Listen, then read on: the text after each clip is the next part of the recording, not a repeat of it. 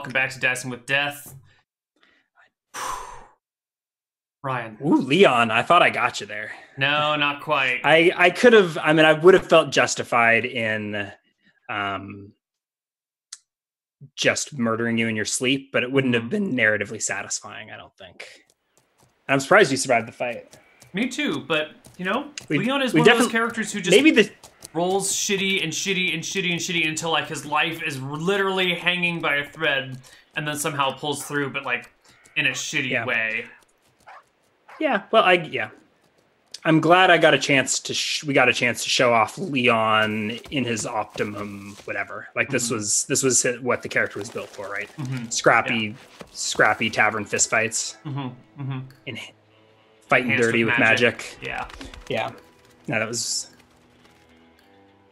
a fun little wrap up to the Leon arc. And I think we'll sort of fade with you slipping off into the night, right? And to adventures unknown. So is there anything more to say? At least note that you'll level up if we get to a Sable spot in the future. Right. I think that would get you to level 5 as a wizard, but you aren't going to be able to get. I mean, you'll need to find. Like, you can't keep hiding out in bar rooms as a wanted man. Right, I'm going to try and get off this continent, or this island. I wanted to go you're going to have to do that if you want to survive, because I think it's just going to escalate from here, right? Until you, work your way up to the top of the Union and, I think I'm Leon. Chase out all the rats. But an issue we've sort of been running into is that this campaign uses a lot of the same locale and settings that we touched on in Qualmir, with also another campaign we shelved with some loose storylines. So now we've sort of been having to beat around the bush. And I think if Leon gets much more, they might. If he gets much deeper, like we may be crossing paths and streams. And I don't want to half-ass that. So is there anything more we ought to say about Leon at this moment? I'm wondering what would have happened if I had just killed you. What would Chad have said if I was like, all right, you get murdered in your sleep, end of character? That may have been more in Dicing with Death fashion. It might have been. I don't know what they would have said. Maybe we'll do it. I thought about it, because, those were thief-like abilities. They successfully moved silently into your room while you were asleep and got a 3x backstab. I could have probably called that like an auto hit or an auto crit. You could have called it anything you wanted. You're the GM. But I think this was a much more fun way to wrap it up. Qualmir called in to assassinate Leon. I think that's about where we're at. So we need to figure out what Qualmir's up to. If we want to continue with Leon ever. Right. Or I'm sure we'll circle around to Leon and Qualmir at some point in the future. Yeah, so what do you want to do next time on Dicing with Death? I think we're going to wrap this one up early. We had a nice little quickie.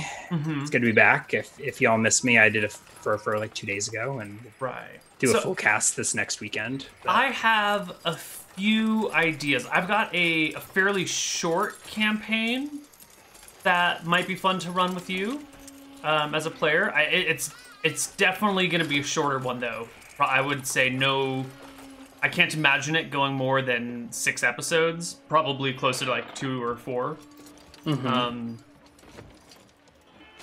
But I've got something in mind if you want to play, or if you still have like the DMing jimmies, I would be willing to pick up a new character. Either way, you survived, so it's still technically my turn to GM, unless you have this campaign that you want to run. No, if I'm still going, I've been thinking about it for a couple of years now. I can continue to wait. Yeah. Then I would suggest that we pick up Qualmir. Okay. I could pick up Qualmir. Specifically, maybe I'll give the viewers, some homework. One thing that I can't remember, maybe you can tell me by looking at your character sheet. Does Qualmir have Bloodletter, the legendary life-drinking blade? No, we ended with him losing it. Yeah, so that's a factor, and probably in Leon's campaign as well, right? Bloodletter would have. So we'll pick up with Qualmir and see what happened there. Okay. And a lot of that is in the same sandbox that Leon's been playing in. So I think let's pick up for a couple sessions of Qualmir, sort of establish the power structure in the region. Depending on where that campaign goes, we may get to the point where we're setting up a Thieves Guild with Qualmir, because I think once you get XP you've got the resources, you'll get your automatic followers or whatever. Right. So that's something we'll have to deal with. Good position. Yeah. So, I mean, I guess if you remember where we left, is Sturge dead? Was the other question I had to ask. I can't remember if we did a boss battle against Sturge. Was that what happened, or did you like slip away without him dying? Can we get the viewers to go rewatch the end of Qualmir and tell me what happened? Like which of my NPCs are dead? Chance is still around, and I think Leon may or may not have met him. Yeah, he's written down on Leon's notes. Yeah, Sturge is dead. He rolled like a boss and won the battle and got like 9. That's this one right here. Oh yeah. That's this episode right here. I think Sturge is alive too. I think Qualmir had a confrontation with him, but I don't think it wound up with. Or maybe you killed Sturge and then like on the way back, you lost Bloodletter to some bandits. I know. Who were like in. I mean they weren't just common bandits, and it is relevant who they were and where Bloodletter went. But right.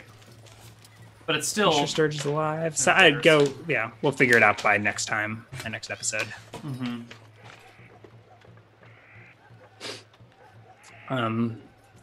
Is there anything else we want to do? I mean, so we'll pick up Qualmir next week. Yeah, so is there anything more you want to recall about the end of Qualmir, and correct me if I'm wrong here, is that I had just used, I forget his name, the Geomancer to build my underground dungeon, right? So if we, okay, are we... I'd kind of like to get my bearings on where Qualmir is right now. Yeah, let's... Actually, well, I don't even... You've got GM. I don't need to change your player token. Go over to Qualmir. Not Qualmir is a lot of. I mean, this Qualmir is the viewer the. Twitch no, you have to move the players tab to actually make here Solstice. But you can move. So you have tab. Qualmir. I'm not going to move the players tab because there's so many pages. I'm saying your GM, you can move yourself. So if you check out Solstice, Qualmir has a house in there. Let me see if I can find where we put your house map, which, I mean, you actually made the house map and we imported it. So your Qualmir. Roy map. Untitled or something stupid, is it? I would do something like that. Qualmir's place. Okay, Qualmir's place. There's like a floor plan. It is super crude. I think you might have more details with labels somewhere else, but that's at least the neighborhood. And remember, there's a sewer entrance into the basement that I believe the Geomancer sealed up for you. So that's like, right. Yeah, and you'll have profits from the ruby mine. Mm-hmm. Mm-hmm. A legendary dagger to chase down if that's where we're going, or questing in Solstice. I mean, so we'll at least do a check-in and see what's going on. It may be All right. I am pretty sketchy on the details here, so I think you're going to have to probably do some recon for us to get us right direction. Okay, but we're at the point in the campaign where you're kind of going to need to steer. But I mean, I guess we can, yeah. So it'll be at least a couple sessions of Qualmir, or at least we'll do a Qualmir session next week. So just make sure you've got an updated character sheet. Hopefully some of the viewers can give me bullet points on where the campaign was. But we've also got all these old maps and stuff that are relevant. Okay. Cool. And you may even be returning to the Southern Isles if you're chasing after Bloodletter, because that's where it was lost. No, it was lost right near I was on my way to the Bastard's place. Yeah, near Ashenholt. Yeah. Which is in the Southern Isles. Oh, okay. Yeah. Okay. Which is, yeah. Right. Just getting okay. Cool. Fun stuff. Cool. So is there anything you want to talk about? Is there anything chat wants to talk about? Any questions about Leon or about story elements that you want revealed about Leon that Brian might be able to reveal? Any accusations of GM hacks or mafia ties? I mean, no one needs to level accusations when they're, plain and clear that they happen on a daily basis. What were the assassins? Neal, were you able to gather by the end of the encounter what the assassins were? Spriggan gnomes? Yeah. Yeah. More or less by the book, too. Spriggan gnomes, but flavored by Ryan. How much HP do they have, though? They took a lot of damage. It depends on their form. So when they're small, they're 4 hit die, but they've got crazy dex and thief abilities. And when they're large, they've got 8 plus 4 hit die and crazy strength, but no dex. Typically, they would be like armed and armored to the teeth and like in war bands and like blah, blah, blah in the Underdark, probably. But this trio was a trio of guild assassins or like contractors or whatever for the Gilded Rats. And maybe Leon recalls this as he's you know, or if not, you hear those rumors in taverns down the road or something like that. Yeah. Actually, I think if you fled the scene, things may have been cleaned up. Anyways. Yeah. What level was the green vested guy? That I don't actually know if I know, but good old Chance. He's such a nondescript fella. How could he be a high level character? Oh no. I have so many notes of Qualmirs that make no sense to me anymore. Oh, of course. How can Neal make such amazing NPCs but not make a good PC? Ooh, burns. Yeah, I don't know. Maybe you're just so used to the big picture thinking and like trying to make a nuanced protagonist is too much. You can make villains no problem, or actually even like the Roy was pretty sweet. I loved Roy as a character. No, Roy and Leon were the same disagreeable bastard. No way, they were entirely different. Roy was a good-hearted person who like kept going out of his way and getting himself in trouble in order to try and help other people. Roy was... I know it. Okay, so Ignorance was not asking about Chance. He was asking about the guy that stole your gold. Do you know what that was? Wait, the guy that stole Leon's gold? Fano, I think was what I named him. Was his name. Yeah. Do you know what? Do you want to take a guess? So he asked what level he was. He wasn't a level, but... Oh, no, I just thought he was some sort of druid or what are they called? The fox spirit people. I don't know their names. What was he? So you met him around the druid circle. Right. Do I just spoil all my secrets? Hold on, I can look that up in the monsters manual. Give me a moment. I know what the image looks like. I don't think so. The fox and the fox was not the same thing as Fano. No? Oh, no, Fano and the fox they were both in the same. They were both in that same... Right, but they're different people. I have no idea what Fano was. He was some sort of like leprechaun thingy, right? Yeah, like a big leprechaun? That's it. He was a leprechaun. I had him... I think how I reasoned it out of my head is he was using illusory magic to make himself appear to be a regular dude. Right. I don't think leprechauns explicitly have like a changed self or something like that, but they do have like phantasmal forces and blah-de-blah-de-blah. Right. And I actually thought that you would be intrigued by more of those NPCs and become one of, like, have one of them teach you magic or blah, blah, blah. But you were just way too disagreeable to ever learn any magic from anything other than your DM hacks book. Yeah, I kind of felt like when I engaged with them, they didn't really engage back with me. I kind of felt like I was walking up a muddy hill with them, and that it wasn't really going anywhere. So I tried to move on from I've been told that conversation with me can be like that. Yeah, I think Fano tried to teach you a spell, but you failed to check. Right, and then none of the other characters you asked or got to the point with them that they offered or blah blah. Right, I tried to learn from Thano and it didn't work, and it was like, well, and you got there's nowhere else to go with and it. He was tricksy and stealing your gold, and who knows what else. But they're also after that. I think the gold was later. No. You failed the go. check and you took off without paying for the failed check, right? Right. He was like, okay, I'll teach you how to read these runes if you compensate me or whatever. Like there was some. I think you were going to give him all of your gold coins, which was like a pouch of 100 and something coins. Right. Because I really wanted that read magic spell, but then you and then you teach me. You failed, and then you took off without paying him. Like, but if a student doesn't learn, it's the teacher's fault. He came back and settled his debts, though. Yeah.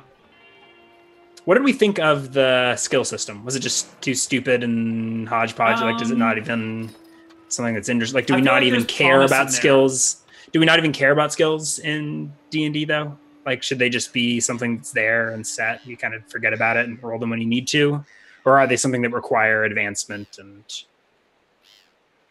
I don't know. I was working on a tree system for skills that I thought might be more interesting, but I feel like that's very limiting, and I want to keep systems open. So I don't. I'm still not sure what to do with skills. I liked the direction you were going in, where you can become better at the skills that you use, but I feel like it opens up as too usual. Much. As usual, chat is telling me we're remaking Burning Wheel from scratch. Yeah. But I feel like we're dinosaurs. We're too old to learn new systems. We'll just keep jury rigging 2E Dungeons and Dragons until we're 95 years old. Various iterations of 2E D&D until we've found a way to hack any other sort of campaign setting with this monstrosity here. The only issue I have with the way that we were doing the system this time around is that I feel like it really encourages the player to like come up with any possible reason to use a skill check, and it feels really gamey. It feels like it ends up being just like, ooh, I'm gonna go like out of my way to like do this difficult thing in order to get better at this skill. That was by design. It was designed to encourage you to request skill checks. Yeah, and I'm not sure how I feel about that though, because then at a certain point you might just run into a situation where like, well, I'm just gonna go like practice riding horses for 6 months and just like do horseback riding skills, and then it's just like training montage. Then you become an NPC and we skip 20 years and you get plus 20 to your horse riding check and we pick up later. If you really want to play the greatest horseman in the world, then sure, get plus 20 to your horse riding and then see what adventure that character goes on. And I think that's sort of on the players and the DM as one of the players or whatever to set the scene so that it all makes narrative sense. Yeah, but yeah, you're right. If you just introduce a system like that into the wild, most players are going to sit down and just game it. Yeah. So there's promise here. I like when you fail at something, you get better at it. I'm just not sure how to join the two concepts together. Yeah, and you don't want. I mean, like it wound up. My first inklings wound up being a lot of bookkeeping. But yeah, it's not too bad if you're playing digitally and you can just like open up spreadsheets. But like this last time when we were in the middle of battle and there was opposed strength checks and charisma checks and perception checks, like that whole bar scene, I forgot to record all of those checks. So if you forget in the moment, they're lost forever. But it's pretty... Not if you have roll 20, but it's not yet. But anyways. Yeah. Ignorance is asking about Michelle, Qualmir's companion. Now, I mean, we'll catch up with Michelle next time. But she's henchman of Qualmir's at this point. So you should have her character sheet. I do. I think she's like a level 3 bard or something like that. Level 5. Level 5 bard. Yeah. Dang. With stats 11, 15, 9, 13, 10, 17, 8. 17 in charisma. Yeah. Only 13 HP though at level 5. Yeah, she's squishy. I think you did buy her some Xena armor for one of the previous adventures. She's probably got a lot of cool equipment as well. Yeah, items she's got and things. Dem bracers and some dex, which gives her AC 14. Oh, she has some of the Knights of Solstice old armor. She's probably got good AC. 14. Oh. Yeah, it's okay. But she's squishy, she sits in the back, and also, she doesn't go into combat. I'm not the sort of player to be like, oh, my NPC is just a meat shield. They died. Oh, no, they died. I really wanted to interact with them, you know? Some players will just, like, willingly kill their NPCs and then just be frustrated when they die, rather than, you know, try and those them. kobolds died for the tribe. I'm not talking about you. I'm talking about other players. Rest in peace, Glob and Glap Glob and Glib Gloop Glom Glib. Yeah. Turf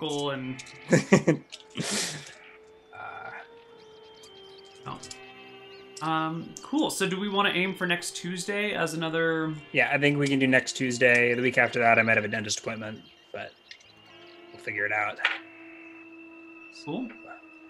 Same time, same place. Yeah. Is there any other questions? You know where to find Neal. Are you going to stream the rest of the day, or is? No. Or do you have? I've been trying to do a.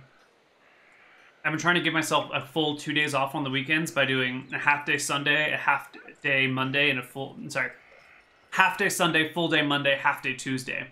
So this is my half day on Tuesday. So I'll take the other half of the day off and try and like actually get 48 hours of free time to, you know, be human and deal with like household chores.